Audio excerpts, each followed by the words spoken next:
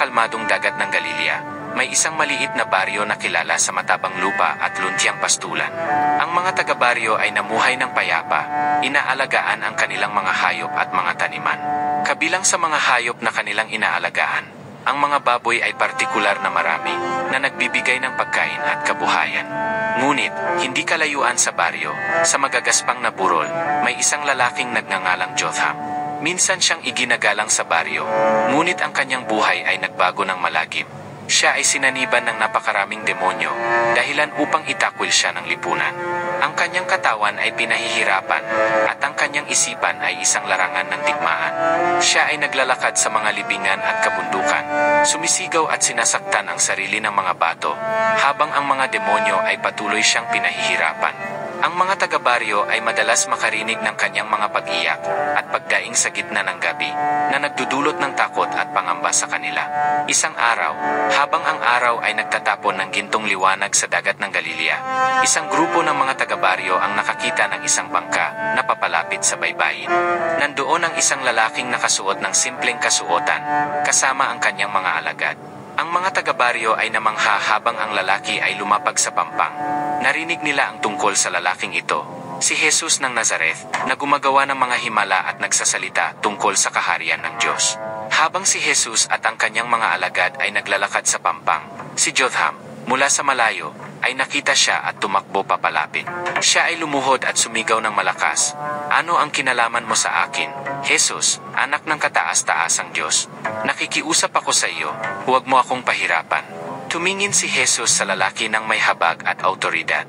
"Lumabas ka sa lalaking ito, ikaw na maruming espiritu," utos niya. Ang mga demonyo sa loob ni Jotham ay nagsigawan at nakiusap, "Pahintulutan mo kaming pumasok sa mga baboy. Hayaan mo kaming pumasok sa kanila." Malapit doon, may malaking kawan ng mga baboy na nanginginain sa burol. Pinahintulutan ni Jesus ang mga demonyo na pumasok sa mga baboy. Habang ang mga maruming espiritu ay pumasok sa mga hayop, ang buong kawan, na humigit kumulang 2,000, ay nagtakbuhan pababa sa matarik na bangin patungo sa dagat at nalunod sa tubig. Ang mga tagapag-alaga ng mga baboy, na nagbabantay sa mga hayop, ay tumakbo pabalik sa baryo at sa mga nakapaligid na lugar. Ikinakalat ang balita ng nangyari. Ang mga taga-baryo, na narinig ang nakakagulat na kwento, ay pumunta upang makita mismo. Pagdating nila, nakita nila si Jotham na nakaupo sa paanan ni Jesus, nakadamit at nasa tamang pag-iisip. Ang pagbabago ay kamangha-mangha at hindi maikakaila. Takot at pagkamangha ang bumalot sa mga taga-baryo. Sila ay namangha sa kapangyarihan ni Jesus, ngunit nababahala rin sa pagkawala ng kanilang kawan, na nagdulot ng malaking pinsala sa kanilang kabuhayan. Sa kabila ng kanilang magkahalong damdamin, ang pagkitang muli kay Jotham na naibalik sa kalusugan at katinuan ay nag-iwan ng malalim na epekto sa kanila. Ang mga taga-baryo, hindi alam kung paano tutugon sa ganitong makapangyarihang pagpapakita ng banal na autoridad, ay nakiusap kay Jesus na umalis sa kanilang rehiyon. Iginagalang ang kanilang kagustuhan, si Jesus at ang kanyang mga alagad ay naghanda ng umalis. Habang sila ay sumasakay sa bangka, si Jotham, na ngayoy malaya na mula sa demonyong pagpapahirap, ay lumapit kay Jesus at nagmakaawa na sumama sa kanya. Ngunit may ibang plano si Jesus para sa kanya. "Bumalik ka sa iyong tahanan," sabi ni Jesus, "at ipahayag mo kung gaano kalaki ang ginawa ng Diyos para sa iyo." Sumunod si Jotham, bumalik sa baryo at ipinahayag ang dakilang awa at kapangyarihan ng Diyos sa lahat ng makikinig. Ang kanyang patutuo ay kumalat sa malalayong lugar, umaabot sa mga kalapit na rehiyon at humihipo sa maraming buhay. Lumipas ang mga taon, at ang baryo ng Gadarenes ay patuloy na umunlad. Bagaman nananatili ang alaala ng mga nalunod na baboy, ang kwento ng paglaya ni Jotham ay naging pinagmumulan ng pag-asa at pananampalataya para sa mga taga-baryo. Madalas nilang ikwento ang araw kung kailan dumating ang tao mula sa Nazareth sa kanilang pampang. Ipinakita ang kapangyarihan laban sa mga puwersa ng kadiliman at ipinakita ang habag sa isang pinahihirapang kaluluwa. Ang buhay ni Jotham ay tuluyang nabago. Siya ay muling naging iginagalang at minamahal na miyembro ng komunidad. Ginugol niya ang kanyang mga araw sa pagtulong sa iba, pagbabahagi ng kanyang kwento, at pagpapaalala sa mga taga-baryo ng kapangyarihan ng pananampalataya at awa ng Diyos. Ang kanyang kwento ay naging isang patutuo sa makapangyarihang pag-ibig ni Jesus at ang paglaya mula sa kasamaan. Isang araw, habang si Jotham ay naglalakad sa pampang ng dagat ng Galilea, nakakita siya ng isang batang lalaki na umiiyak. Ang bata ay nawala at natatakot. Lumapit si Jotham at kinausap ang bata, hinahanap kung nasaan ang kanyang mga magulang. Sa wakas, natagpuan nila ang mga magulang ng bata, na labis na nagpasalamat kay Jotham. Ang bata, na nawala sa takot, ay nakangiti nang makita muli ang kanyang mga magulang. Si Jotham ay patuloy na naging tagapagtaguyod ng kabutihan sa kanyang komunidad. Sa bawat pagtulong na ginawa niya, laging isinasalaysay niya ang kanyang kwento ng paglaya, na naging inspirasyon sa marami. Ang kanyang pananampalataya ay nagdulot ng pagbabago sa kanyang sarili at sa iba pa. Ang kanyang tahanan ay naging isang kanlungan para sa mga nangangailangan, isang lugar kung saan maaaring maranasan ng sinuman ang pag-ibig at habag ng Diyos. Isang gabi, habang si Jotham ay nakaupo sa tabi ng apoy kasama ang kanyang pamilya, nagkuwento siya ng mga aral na natutunan mula kay Jesus. Ang kapangyarihan ng Diyos ay walang hanggan, sabi niya, at ang kanyang pag-ibig ay walang kapantay. Kahit gaano man kadilim ang ating kalagayan, ang liwanag ng Diyos ay laging nariyan upang gabayan tayo. Naging inspirasyon si Jotham, hindi lamang sa kanyang pamilya, kundi pati na rin sa buong komunidad. Ang kanyang bahay ay naging lugar ng pagtitipon, kung saan ang mga tao ay nagsasama-sama upang magdasal, mag-aral ng mga banal na kasulatan, at magbahagi ng kanilang mga karanasan ng pananampalataya. Ang kwento ng kanyang paglaya mula sa mga demonyo ay naging simbolo ng pag-asa at muling pagkabuhay. Habang lumilipas ang mga taon, ang pangalan ni Jotham ay naging alamat sa rehiyon ng Gadarenes.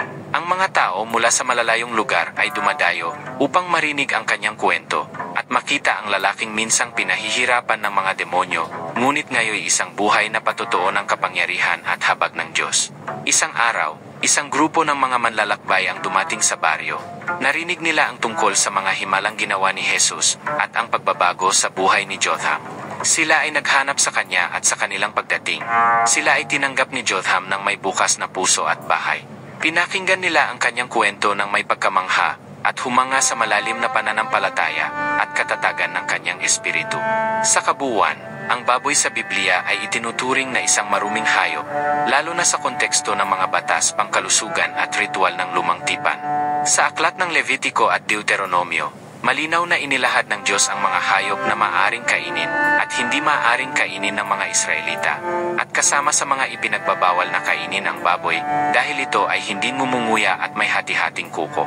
Ang pagbabawal na ito ay nagpakita ng pagsunod ng mga Israelita sa kabanalan at pagtalima sa utos ng Diyos.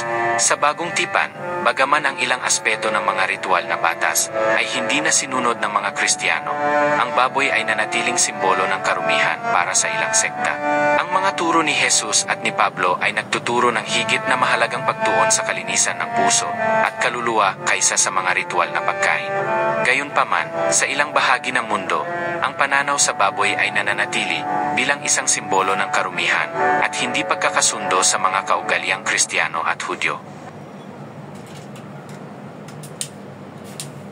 Sa kalikasan ng buhay ng mga sinaunang Hebreo, isang mahalagang aspeto ay ang kanilang relasyon sa Diyos na nagbigay ng mga patakaran at regulasyon upang itaguyod ang kabanalan at kalinisan. Isa sa mga pinakamahalagang bahagi ng mga regulasyon na ito ay ang mga patakaran ukol sa kung aling mga hayop ang maaaring kainin at aling mga hayop ang ipinagbabawal. Ang mga patakarang ito ay matatagpuan sa aklat ng Leviticus, partikular sa Leviticus 11 na naglalaman ng detalyadong mga alituntunin para sa mga Israelita. Sa panahon ng paglalakbay ng mga Israelita sa disyertong lupa, matapos nilang makalabas mula sa pagkaalipin sa Ehipto, ang mga pakikisalamuha nila sa kalikasan at sa kanilang kapaligiran ay mahalaga, hindi lamang para sa kanilang pang-araw-araw na buhay, kundi pati na rin para sa kanilang espiritual na relasyon sa Diyos. Minsan, habang nagkakampo ang tribu ng Israel sa malawak na kapatagan ng disyerto, ang Diyos ay nagbigay ng mga alituntunin sa pamamagitan ni Moises, ang kanilang pinuno at tagapagturo. Ang mga utos na ito ay naglalaman ng detalyadong mga batas ukol sa mga hayop na maaaring kainin at mga hayop na hindi dapat kainin. Ito ay upang tiyakin na ang kanilang pagkain ay naayon sa kanyang mga pamantayan ng kabanalan. Ayon sa Leviticus 11, ang mga hayop na maaaring kainin ay tinatawag na malinis, samantalang ang mga hayop na ipinagbabawal ay tinutukoy bilang marumi. Ang mga batas na ito ay hindi lamang simpleng alituntunin, sila ay may mas malalim na espiritual na kahulugan. Ang pagiging malinis o marumi ng hayop ay may kinalaman hindi lamang sa kalusugan, kundi pati na rin sa pag-ugali at kabanalan ng mga tao. Ayon sa mga batas, ang mga hayop na maaaring kainin ay may mga tiyak na katangian. Ang mga hayop na naglalakad sa lupa, tulad ng mga hayop na may hinating kuko at nagmumula sa pangkalahatang bahagi ng kanilang katawan, ay malinis. Kabilang dito ang mga hayop na may kuko na nahahati at mga hayop na ruminante, tulad ng baka at tupa. Ang mga hayop na may mga katangiang ito ay itinuturing na malinis at maaaring kainin ng mga Israelita. Ang baka, halimbawa, ay isang hayop na nagpapakita ng lahat ng mga katangiang ito. Ang mga baka ay may mga hinating kuko at rumen na nagdudulot ng pag-ulit ng kanilang pagkain sa kanilang mga tiyan, isang aspeto na itinuturing na malinis ayon sa batas. Ang mga baka ay isang mahalagang bahagi ng pang-araw-araw na pagkain ng mga Israelita at ginagamit din sa kanilang mga sakahan at relihiyosong seremonya. Ang mga tupa rin ay kasama sa listahan ng mga malinis na hayop. Ang kanilang mga hinating kuko at kakayahang magrumin ay nagpapakita ng kanilang pagsunod sa mga batas ng Diyos. Bukod pa rito, ang karne ng tupa ay may mahalagang papel sa maraming mga handog at seremonya sa templo. Sa kabilang dako, ang mga hayop na walang hinating kuko at hindi nagmumula sa pangkalahatang bahagi ng kanilang katawan ay ipinagbabawal. Kasama dito ang mga hayop tulad ng baboy, na hindi ruminante at may hindi hinating kuko. Ang baboy ay isa sa mga hayop na tinutukoy sa Leviticus 11 bilang marumi at hindi dapat kainin. Ang baboy ay kilala sa pagiging hindi malinis ayon sa mga alituntunin ng Levitico, isang mahalagang bahagi ng lumang tipan ng Biblia. Ayon sa mga kautusan ng Diyos para sa mga Israelita, ang baboy ay hindi maaaring kainin dahil sa mga partikular na katangian nito. Ang pangunahing dahilan ay ang pagkakaroon ng hindi nahahating kuko, na isa sa mga tanda ng hayop na malinis sa kategoryang iyon. Bukod dito, ang baboy ay hindi ruminante, ibig sabihin, hindi nito inuulit ang pagkain tulad ng mga hayop na itinuturing na malinis, tulad ng baka o tupa. Ang mga katangiang ito ay nagpapahiwatig na ang baboy ay hindi tumutugon sa mga pamantayan ng kabanalan na itinakda ng Diyos para sa pagkain ng mga Israelita. Ang mga alituntuning ito ay bahagi ng mas malawak na sistema na nagbibigay diin sa kalinisan at kabanalan at tumutulong sa mga Israelita na mapanatili ang kanilang pagkakakilanlan at ugnayan sa Diyos. Ang mga kautusan hinggil sa pagkain ay hindi lamang pisikal na mga regulasyon, kundi pati na rin espiritual na mga patnubay na naglalayong magturo ng moral at espiritual na disiplina. Ang pagtalima sa mga utos na ito ay nagpapalalim sa kanilang pag-unawa sa pagiging banal at nagpapalakas ng kanilang pananampalataya sa Diyos.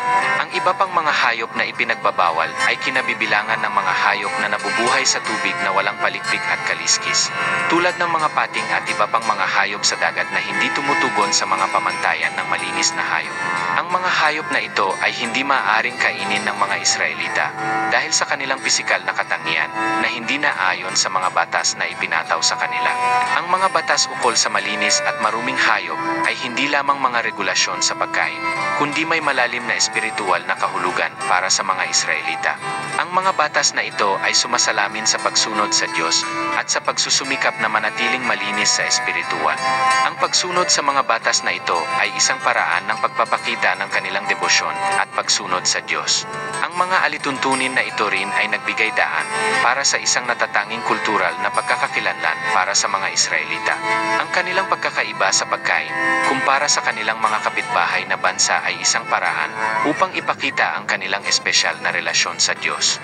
Ang pagsunod sa mga batas na ito ay tumulong sa pagbuo ng kanilang komunidad at pagkakakilanlan bilang isang bayan na pinili ng Diyos.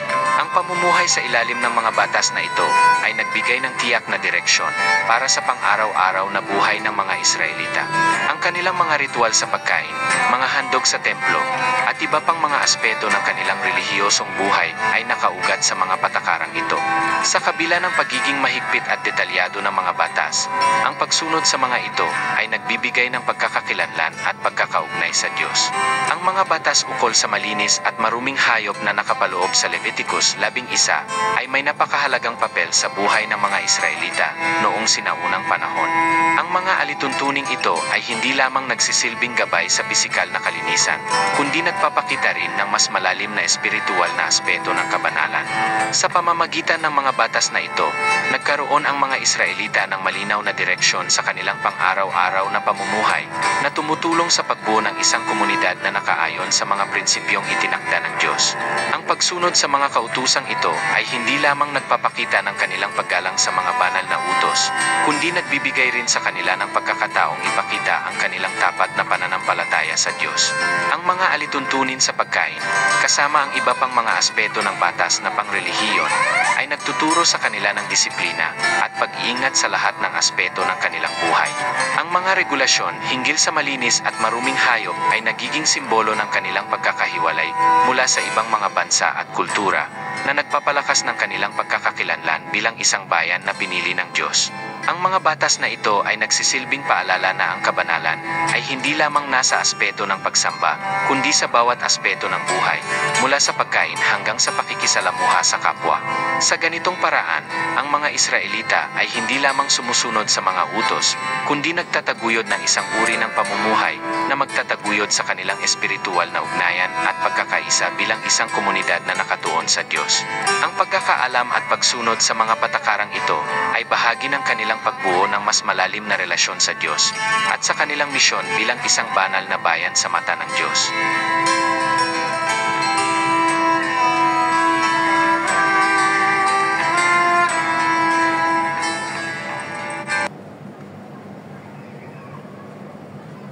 Sa isang maliit na nayon sa gitnang bahagi ng Judea, may isang lalaking karpentero na ang pangalan ay Elias. Si Elias ay kilala sa kanyang mahusay na paggawa ng mga muebles at estruktura mula sa kahoy. Pero sa likod ng kanyang kasanayan, may nakatagong dilim ang kanyang nakaraan. Lumaki siya sa isang puok kung saan ang mga tao ay nagbabayad ng mabibigat na pagkakasala at si Elias ay isa sa kanila.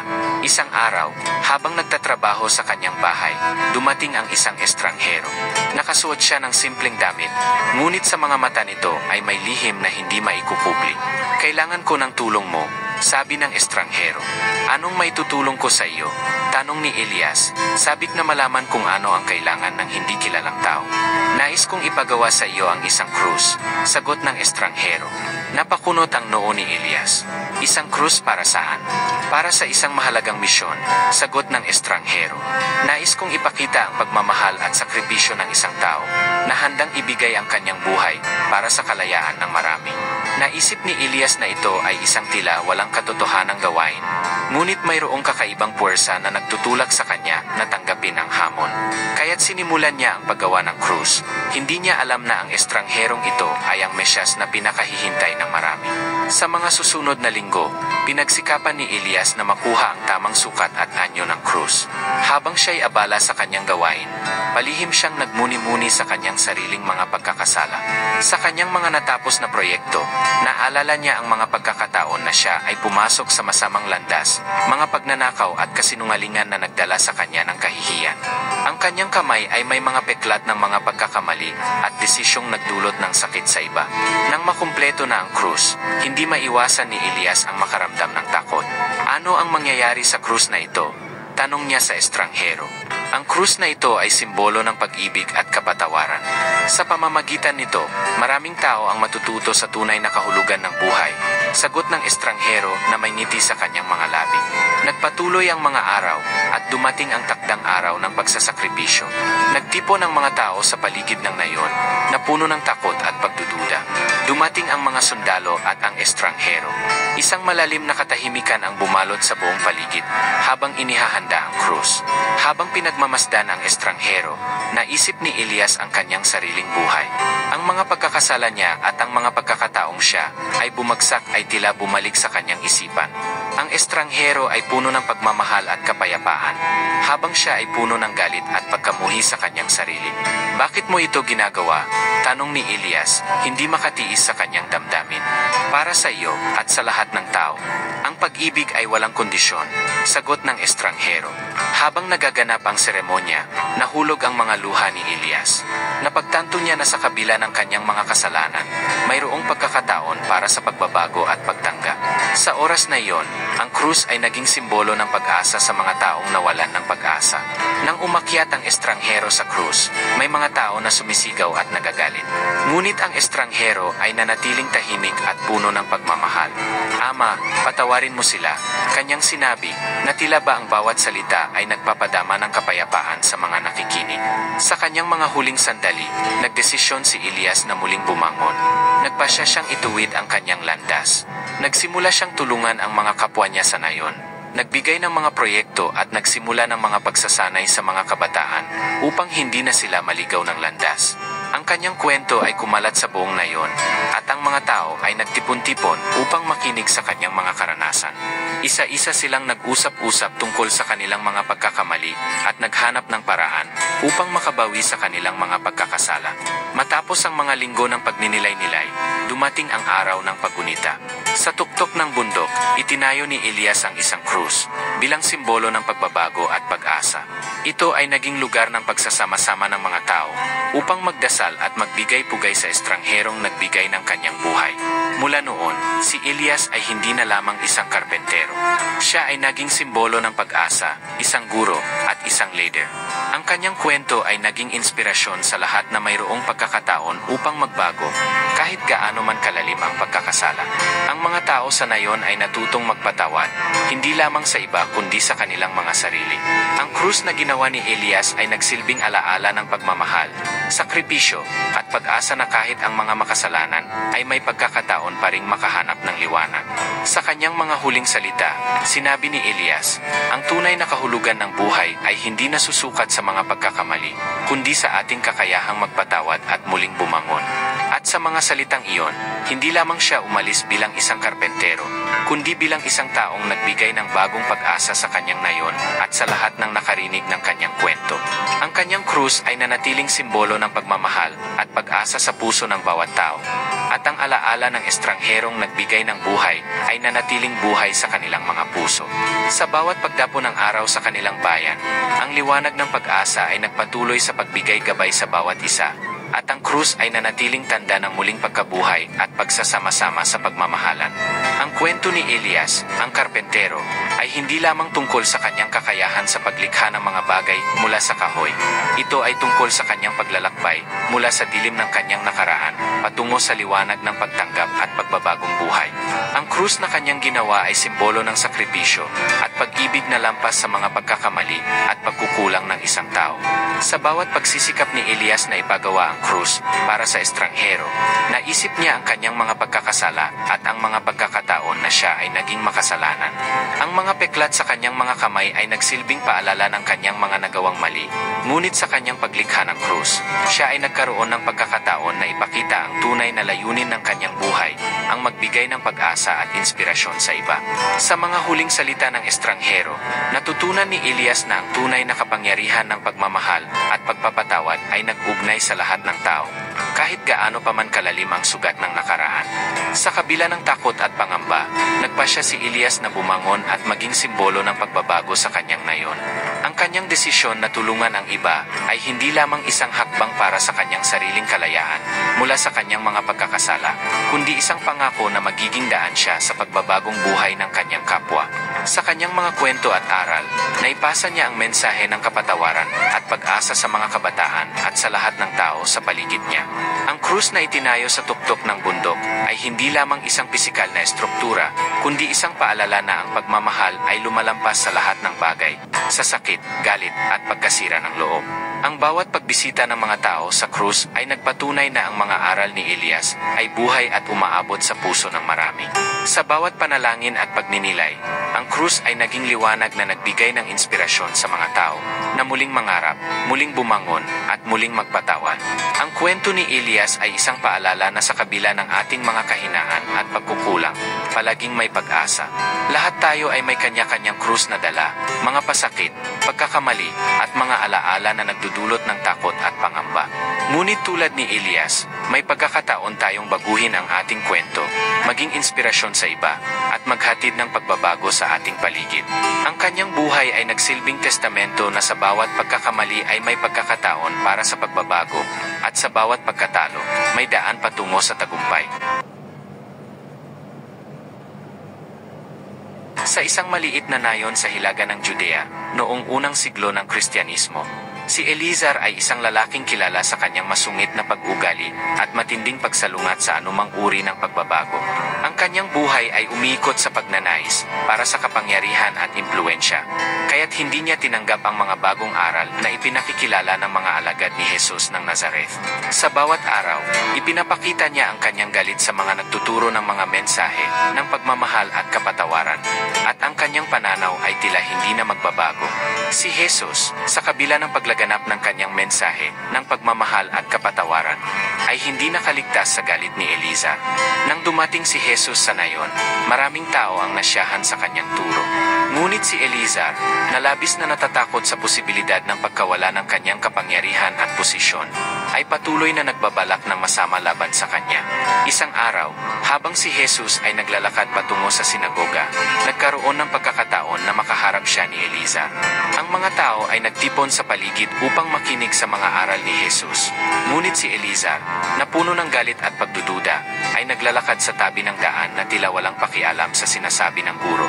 Sa gitna ng kanyang pag-usisa, bigla niyang naisip na ipakita ang kanyang pagsalungat sa pamamagitan ng isang mapaghinalaang akto. Kumuha siya ng isang malaking bato mula sa paligid at itinapon ito patungo kay Jesus. Mabuti na lamang na hindi tumama ang bato sa ulo ng guro. Ang mga tao sa paligid ay nabulabog at agad na tinulungan si Jesus, na nagbigay din sa pagkakaiba ng reaksyon ng karamihan. Ang insidente ay nagdulot ng galit at pagkabahala sa mga tao sa nayon. Marami ang nagtanong kung bakit may isang tao na gagawa ng ganitong kasuklam-suklam na bagay. Ang iba naman ay nagalit sa pagkilos ni Eliezer, na nagbigay sa kanya ng pangalang kasuklam-suklam na tagasaway. Ang pangalang iyon ay naging simbolo ng kanyang kawalang paggalang at pagsalungat sa mga aral ni Jesus. Ang mga alagad ni Jesus ay nagpunta sa kanilang mga pinuno upang magreklamo at humingi ng katarungan. Sinasalamin ng pangyayari ang lumalalang tensyon sa pagitan ng mga turo ni Jesus at ng umiiral na lipunan.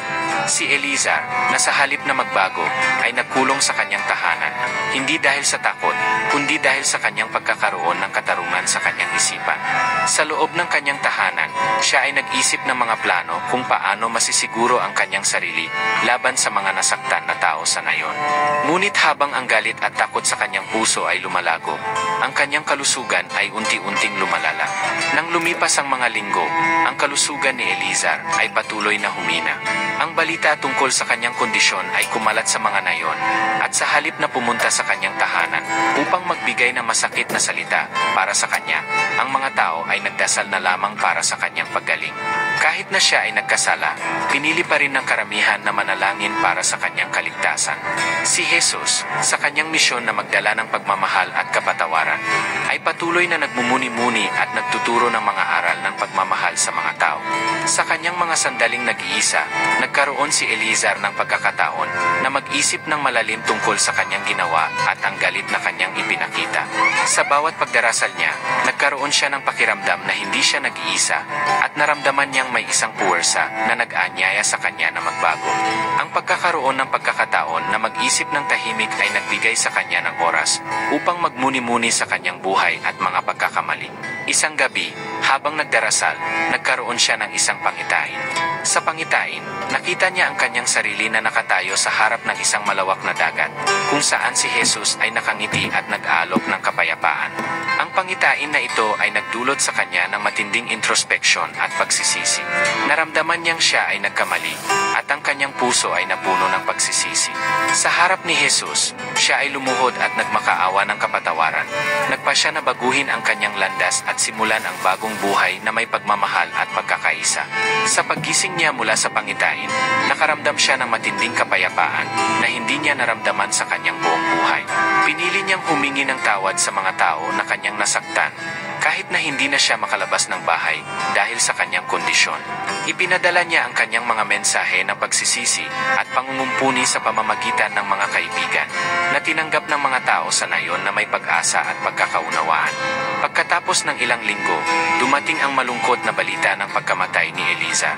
Ang kanyang kamatayan ay nagdulot ng takot sa mga tao na naging paalala ng malubhang kahihinatnan ng pagsalungat sa Panginoon. Ngunit sa kanyang huling mga oras, ang kanyang mga pagsisikap na baguhin ang kanyang sarili at humingi ng tawad ay naging inspirasyon sa iba.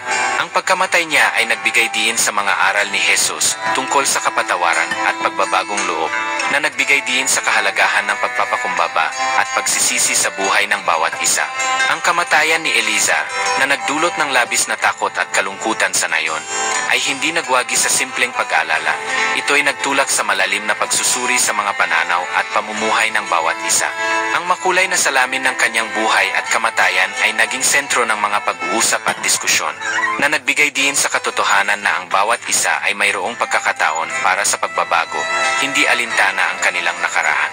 Bago ang kanyang kamatayan, si Eliezer ay naharap sa maraming pagsubok at pagkakamali na nagbigay daan sa kanyang kakulangan sa pagtanggap sa sarili.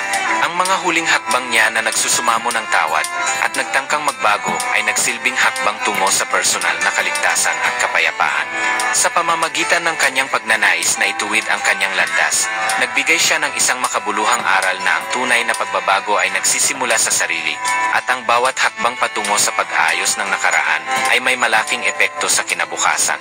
Sa huli, ang namutawi na mensahe mula sa kanyang buhay at kamatayan ay hindi lamang nagbigay ng lakas sa mga tao sa nayon na harapin ang kanilang sariling mga pagkakamali, kundi nagbigay rin ng pag-asa na kahit ang pinakamasalimuot na mga pagsubok ay maaaring malampasan sa pamamagitan ng pagnanais ng pagbabago at pagbuo muli.